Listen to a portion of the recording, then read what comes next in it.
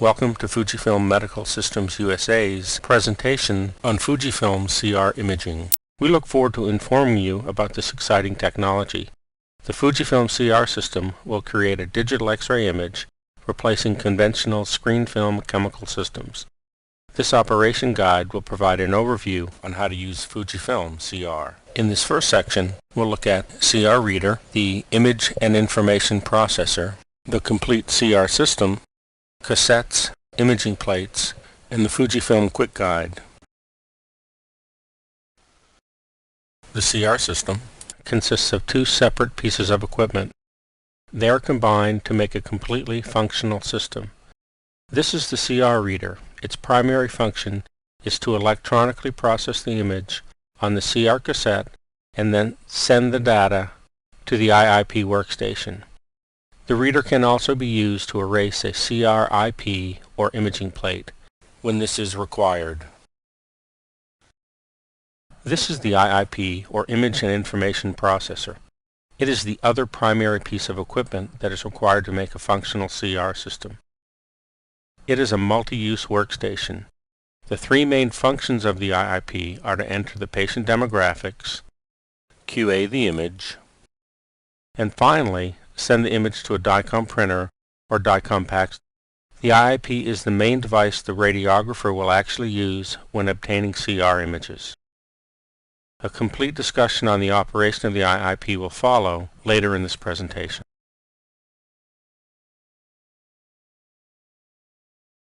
This is the complete CR system as it is routinely set up. It shows the optional cassette cart.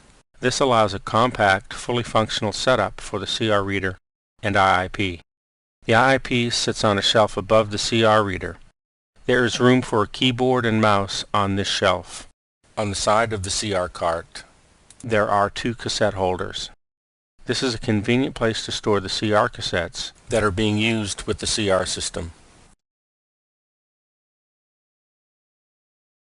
The CR cassette is primarily used to protect the IP or imaging plate.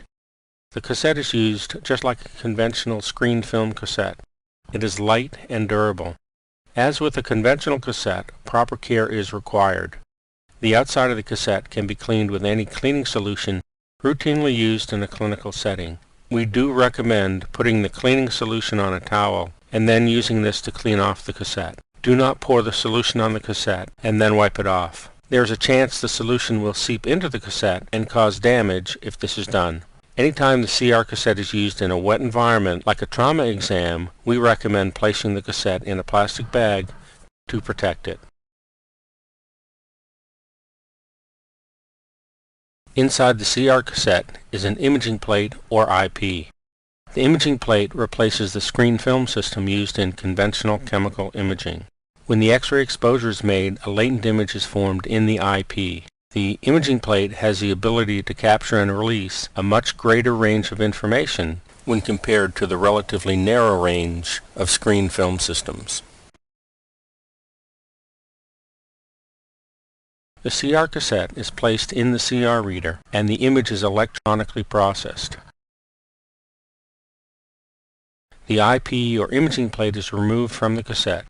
It is read, erased, and placed back in the cassette. The cassette is immediately ready to be used again for another image.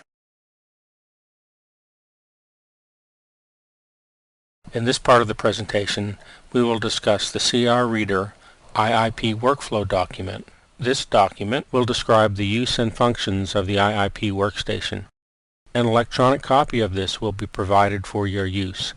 We recommend printing this and keeping a copy near the CR system. Page 1 of the guide provides basic information on how to process the CR image, from registering the patient information to sending the image to its print or PACS destination. Part 2 of the guide shows how to register multiple exams in the same acquisition screen on the IIP. Page 3 describes the QA features in the IIP that can be done to the image if needed before it's sent to print or PACS. This section describes the changes in density, rotating the image, reprocessing the image, and changing patient demographics. Page 4 describes the additional QA features in the IIP that can be done to the image if needed before it's sent to printer packs. This section describes inputting of markers and shuttering the image. Page 5 describes the features in the IIP that can be done to the image after it has been sent to print or packs. This page describes redelivering an image, reprinting a single image, redelivering an entire exam, reopening a study to add additional views, moving images to another study, and correcting patient demographics. Page 6, 7, and 8 all describe the functions of each individual icon on the IIP. Many of these icons are described and detailed in earlier parts of the quick guide.